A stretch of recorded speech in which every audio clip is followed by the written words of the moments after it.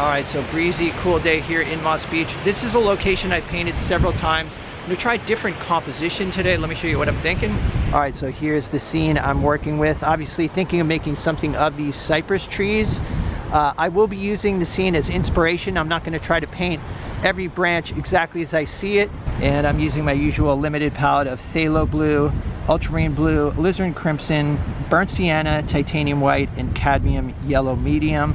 I do have some cadmium yellow lemon left over from a previous painting and a bit of cad red light left over from a previous painting as well, but I'm not sure that I'll be using those.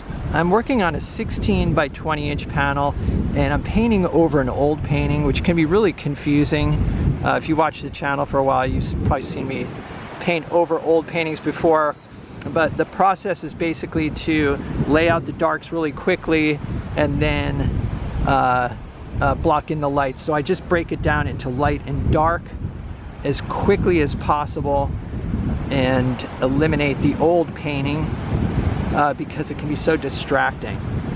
So obviously I've got the placement of the tree here. I'm gonna have some greenery down at the bottom, and then I'm gonna include some rocks in the water as well. Got the horizon up about here, and the light is changing quite a bit. I'm gonna start out with a sort of overcast look, and then if it becomes sunny, then I might switch and make this a sunny scene, which is what I'd actually prefer. And the sun is starting to come out a little bit, so we'll see. It's kind of helpful that the old painting was dark in value. I'm using some of the dark passages to my advantage here. One of the most interesting things I think about cypress trees is, you know, they have such interesting trunks and branches, and so I want to feature those characteristics.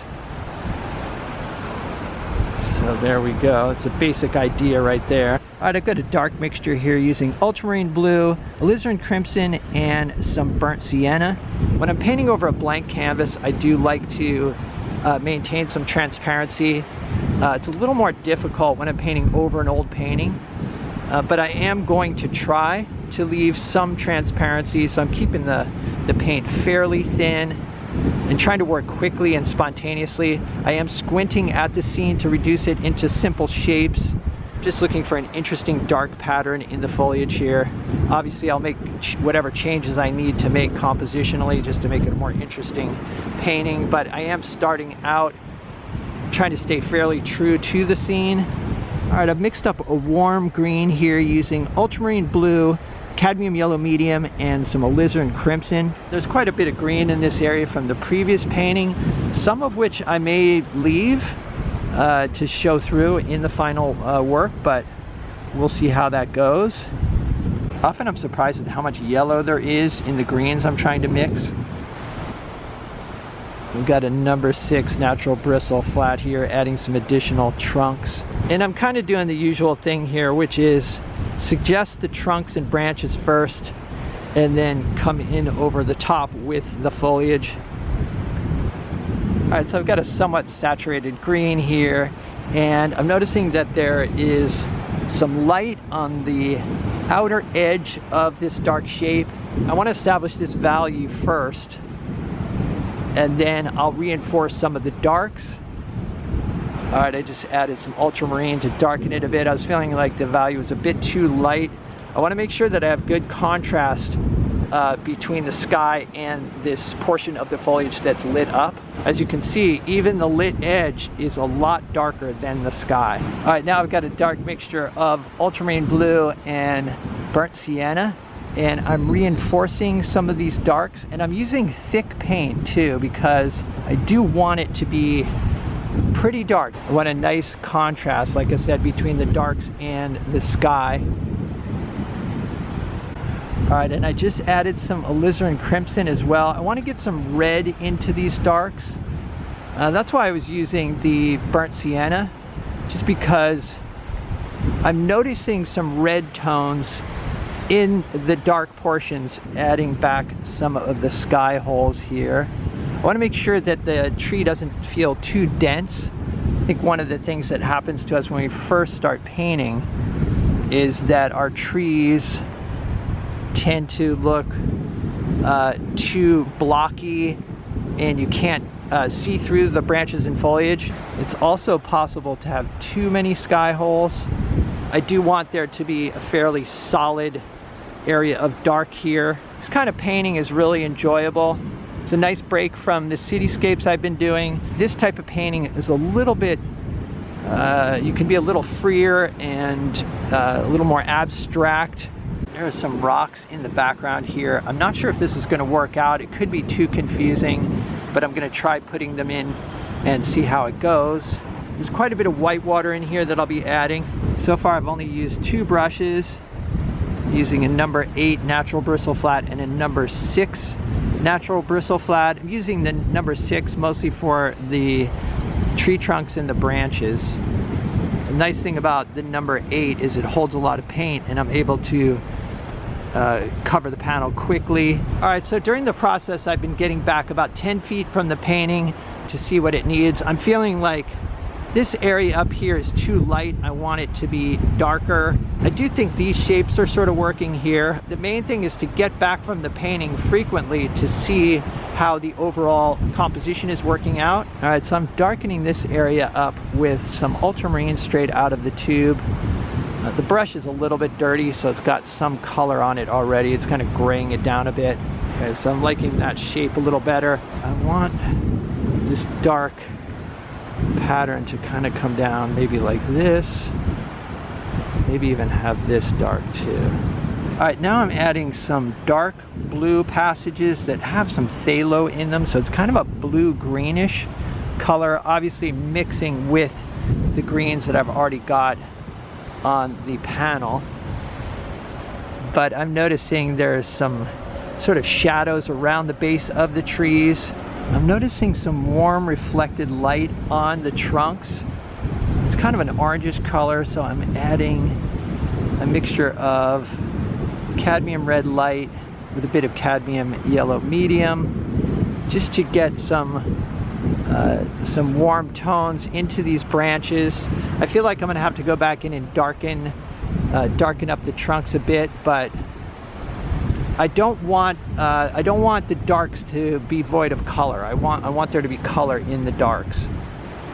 I added some white water using titanium white and ultramarine blue, and now I'm going in with a blue-green mixture here, just to make the color of the water around these rocks a little more accurate. I'm seeing sort of a dark blue-green around here.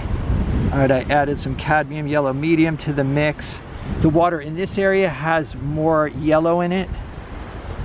It's a little bit warmer, but I am leaving bits of the blue showing through, kind of suggesting sky reflections.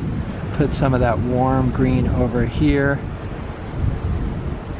All right, now I'm adding some titanium white to the mixture. The water seems to be getting lighter in value and cooler in temperature as it moves off towards the horizon. So by adding some titanium white, I'm both lightening the mixture and cooling it down. I added more titanium white and more ultramarine blue. There's quite a bit of moisture in the atmosphere, which would account for the lighter values in the distance. I did sketch in a few breaking waves, so there's quite a bit of wind out there. Let's see, there we go. I kind of like this little bit of light in the sky, which was just left over from the previous painting, although I'm not sure that I'll leave it. We'll see. All right, I've got a mixture here of titanium white, cadmium yellow medium, and some burnt sienna. Decided to sort of reinforce the color that was already there, and also bring it behind the tree as well. Maybe have it go something like that.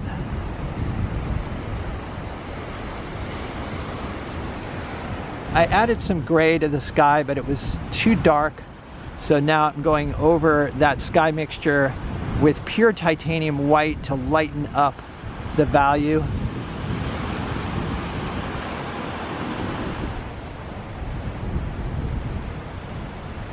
All right, so here's what I finished up with. This painting took about 2 hours to complete. It was finished on site. I used 2 brushes for this painting. I used a number 8 natural bristle flat and a number 6 natural bristle flat. I used the number 8 mostly for the block in, to block in big areas like the sky and water here, and then also the initial scrub in for the tree shapes. And then I switched over to the number 6 and started using thicker paint. One of the things that happens when painting over an old painting is I don't have those bits of burnt sienna popping through at the end. So I did try to add some warmer orange rust or rust-like tones in here.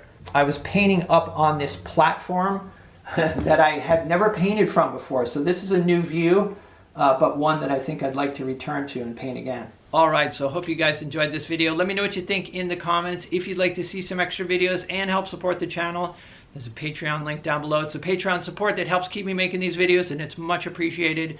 So check it out. Other than that, stay creative. I'll see you guys in the next video.